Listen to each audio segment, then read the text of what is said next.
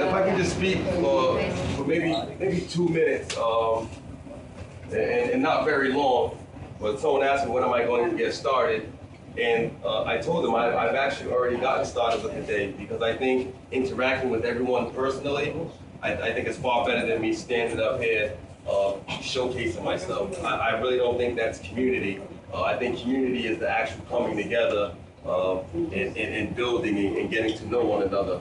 Now, I'd like to first say I apologize for not having an interpreter today, and I will be back in all likeliness on Tuesday. I was told that you guys have coffee hour on Tuesdays, so I'll be coming back for the next few Tuesdays, and I will bring someone who can translate. But thank you, birthday man. You know what the Patriots hat? Birthday man right here. You got mine. Thank you. Salute, I appreciate it. So my name is Gerard Catala. As you should know by now that, again, I went around and I spoke with all of you personally. I live in South Providence, the Elmwood section. I lived there for 34 years. I'm 36 years old. I'm married. I have a wife and 2 children. My daughter's name is Brooklyn. She'll be 9 in August. And my son's name is Harlem. My wife... Brooklyn and Harlem. Brooklyn and Harlem, yes. Wow. Brooklyn and Harlem. My wife's name is Siobhan, and she's actually from Brooklyn. We met in college in Pennsylvania, and then she came up here after we finished school. But so that's my family. Also, I have my brother, who you see right here. He's doing some recording for me. His name is Kevin, and my father, he gave me a And this is part of the reason why I say I don't need to be, showcased. I want to go around personal and speak to everyone personally, because whereas I appreciate the applause and I'm extremely humbled by it, I really just want to let you guys know who I am, what I'm about, because like I was saying, that's my immediate family, but you all are my family as well. That's how I view community. When I view community as family, and I don't look at it any other way. God bless you. So, again, not to bore you, but when I was in college, that was the first time that I heard it takes a village. And, it really wasn't until maybe 3 weeks ago that I actually knew what that meant. And it was through a life experience. My daughter was playing outside in the yard with one of her friends. And the young girl cut her foot open. Now, her mother was upstairs sleeping, which is not a problem. I'm not saying anything bad about the mother. It was fine because there was parental supervision because I was there. So I was on the couch looking out of my window, and my daughter came inside and said her friend cut her foot. She needs a Band-Aid and she needs some ointment. And as I'm getting the Band-Aid and the ointment, I'm walking toward this little girl and I'm thinking, I am about to have to touch someone's foot. And that's not something that I really want to do. I don't personally like feet. So when I get there, I notice it's not even a little cut, it's a big cut. And so I run back in the house, I get the peroxide, I get a bigger Band-Aid, I get some ointment, and as I'm coming back out, the closer I get to her, I don't see her as my daughter's friend, but rather I see her as my daughter. And so as I'm getting closer and closer, I'm starting to visualize my daughter sitting there with a cut in her foot. So I wanted to treat that situation as I would my own daughter, as I would hope that someone would treat my daughter if my daughter was with them in their care and they got cut. So I took her foot, I cleaned it with peroxide, I put the ointment on it, I put a Band-Aid on it, I said, you need to stay off it, make sure you go upstairs and tell your mother. Now, the point I'm trying to make is, that's what community's about. That's what it means when we say it takes a village. It doesn't mean you have to raise my child, it doesn't mean, if I want to go out and do something, then you have to watch my child. What it means is, whenever you're the parent on call, and you can, take part in helping a child or caring for a child, be an assistant, that's what community is about. That's what it means it takes a village. Because there's going to be times, and we all know, for those of us who are parents, that sometimes you're going to need that help.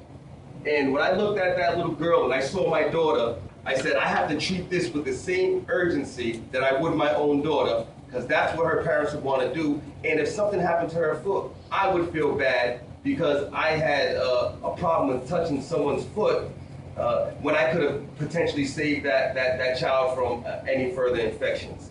So I want to share that story with you because that was personal to me, and it happened so recently. It's a story about community. And community, again, is very important to me. So now I know when I walked in today, someone said, oh, where's Mr. Catala? There's no one here with the suit. There's no one here with the tie. Right. I don't feel I have to wear a suit and tie. I want to, again, blend in and be a part of the community. Now, if I come out here and you see me in a suit and tie and I stand up and I showcase myself, that's not who I am. You're not going to meet Gerard Catala, because that's not Gerard Catala. I don't wear a suit and tie every day. I'm a general contractor. You can see I have a bunch of keys on one side and I have my tape measure on the other side, because I never know when a job's going to call. And in fact, I left the job, to come here to be with you today. But that's who I am. I don't wear a suit and tie every day. Do I like getting dressed up? Absolutely. I mean, everyone likes getting dressed up. You feel good about yourself. But I didn't want to come here and be phony. I didn't want to come here and be fake or fraud or, something that I wasn't. And this is who Gerard Catala is. What you see is what you get, and this is what I am, and this is who I am. So now when you look at this shirt right here, you can see the shirt says, Americans Stop Killing Americans. Now I did wear this purposely. This shirt I did wear purposely. The reason being is I started a program in 2008 called Urban Men Against Murder, in short, UMAM. And what it is, it's a nonprofit that focuses on trying to stop senseless acts of violence in the community. In 2008, we had a No More Murder March, which took place on Broad Street, and we started from one end of Broad Street, more specifically at It's Here Barbershop, and it's actually now called, since then, It's Here Community Barbershop, because again, myself, along with a lot of my friends, peers, and even mentors, are trying to make our community more inclusive. And then we marched down to, we had a billboard, and on the billboard, it was a big billboard that had a list of names of young men and women who passed away due to senseless acts of violence. And next to that, we had a logo, not this one, but we had another one that said, Black Men Stop Killing Black Men. But we also had, I also created this one a few years ago after the Sandy Hook shooting. And as you can see, it has the SH to represent Sandy Hook, and then it has the 26 stars to represent the children and the teachers, God rest their soul. So, public safety, community safety is very important to me. Again, I don't think, hiring more police is going to solve the problem. I think we need more villagers. It takes a village. So we need more people who are willing to actually get down there and touch the bloody foot of someone else's child and clean it and heal the wound. That's what we need. That's what I'd like to bring. That's what I'd like to bring to our community. So that's why I wore this shirt today. This shirt's special to me, and that's who I am. Before anything else, I'm a community advocate. I'm a community servant. My job is to serve the community in any capacity that I can. So I'm a realist. I'm going to tell you right now, we're not going to be able to change the problem overnight. That's not going to happen. Anyone who says that, anyone who comes in here says that, they're doing nothing more than trying to solicit a vote. I'm not here to try to solicit a vote. I'm here to try to gain your trust, and I'm here to try to become your friend, and I'm here to try to become more a part of your community, our community. I'll pass it back. Thank you very much. So now I'm gonna wrap it up with this because, like I said, I don't want to stand up here and be showcased. I want to continue to walk around and meet with everyone. The one thing, or let me rephrase that. One of the most important things that I learned in college was from a professor by the name of Dr. Ford. He was my biology professor. And we was going through the 7 characteristics of life. And I'm not going to go through them all, but what I did was I compiled some of them together in this short phrase. Living things grow and adapt to their environment, and living things grow and adapt to the stimulus that's in their environment. So if we can clean our environment, change our environment, clean the neighborhoods up, then by default, the mindset of our youth is going to naturally change. So if our kids are coming outside the house every day and they're looking at broken windows and boarded up houses, beer bottles on the ground, cigarette butts here and there, and trash everywhere, unlandscaped lawns, that's our kids' stimulus. That's what they're stimulated by. That's what they see. That's what they're going to be motivated by. Everything I just said is negative. So they are naturally going to be drawn to that negative energy. So I suggest, if we can clean up our neighborhood, keep our landscape kept, hold people down at City Hall and landlords accountable for property management, get the street sweepers to come around more than once every 3 years, unlike they do in other parts of the city, and we keep our communities clean, then that's what our kids are going to be stimulated by. They're going to be stimulated by that positive energy. They have all boarded up. They have all the houses that are all boarded up. And the back, nobody takes care of them. That's exactly what I'm saying. That needs to change. Yeah. That needs to change.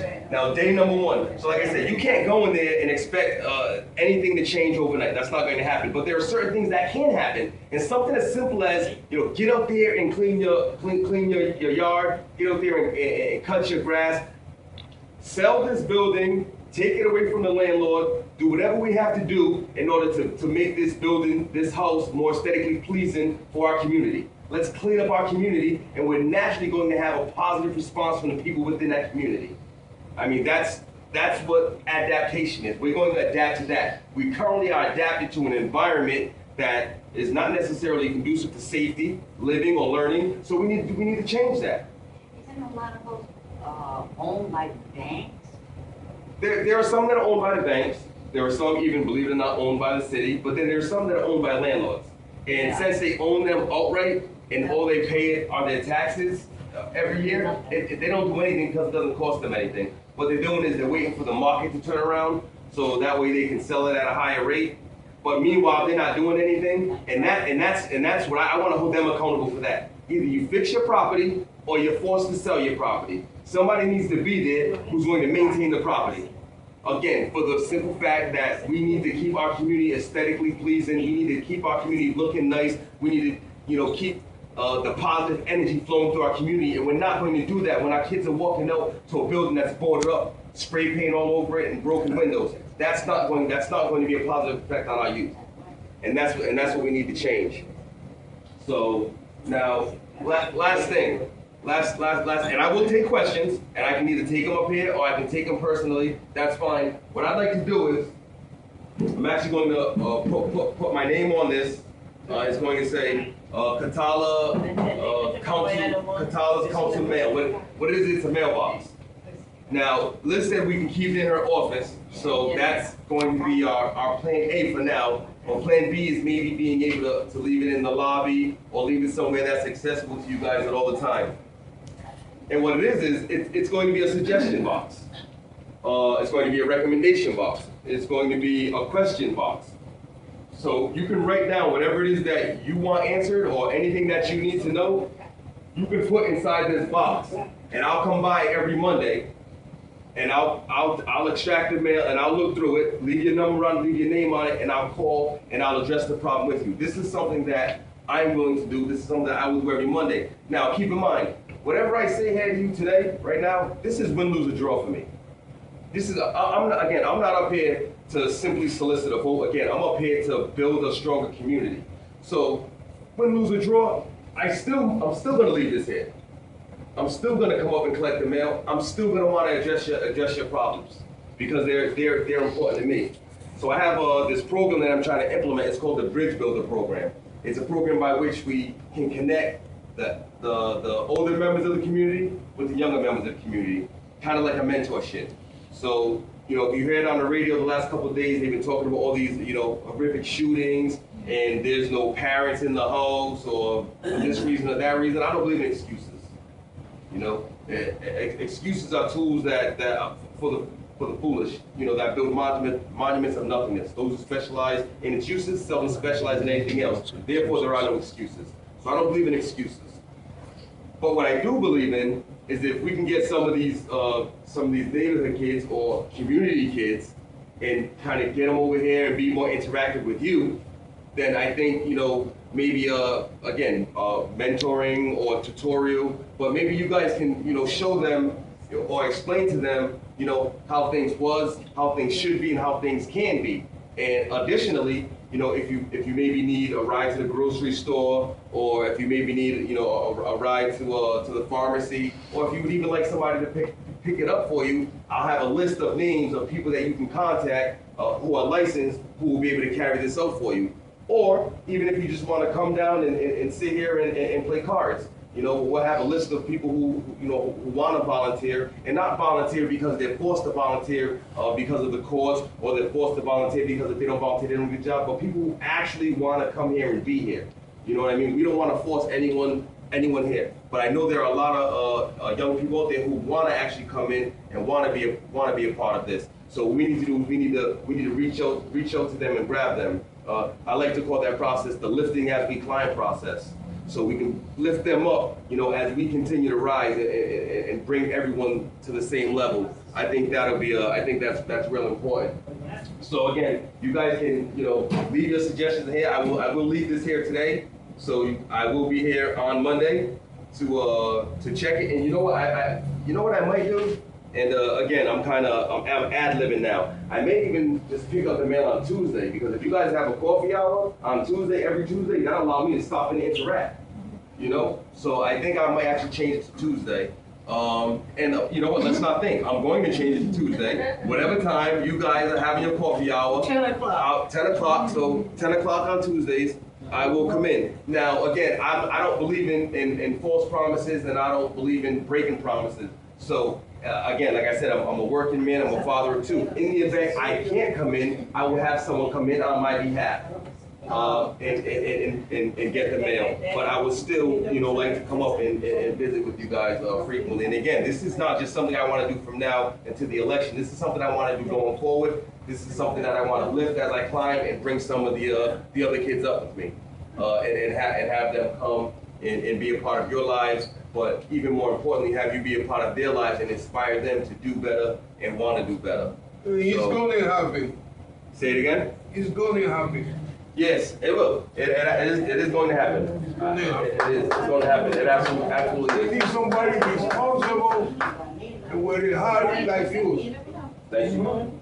Thank you. I appreciate it. So at this time, I'm willing to take any questions if anybody has any questions for me. If not, by all means, I'm not in any rush. I'm going to sit down. If somebody has a deck of cards and they want to play cards right now, I play cockroach, and there's a couple other games that I play.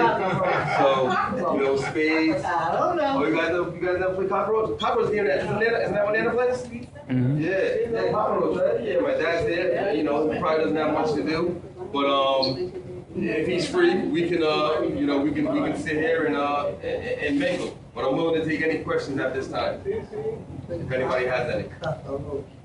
You want me to give it to Lisa? Lisa. Okay. Did you Okay. sign? She should be there. Spades, I'm listening. Not signed yet? Kind of not because I know that, you know, it's going to be Yes. I hope you saw Thank you. I'm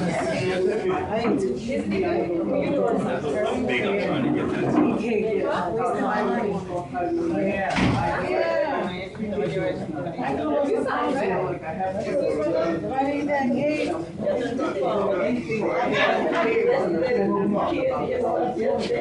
Everything that you just addressed is actually a concern of mine.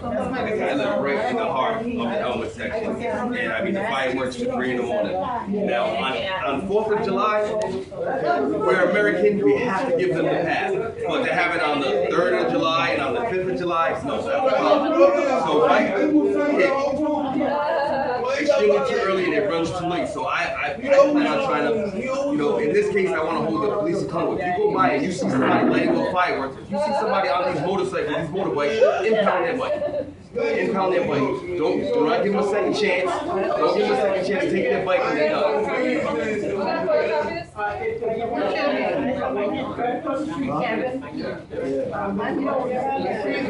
it a transfer?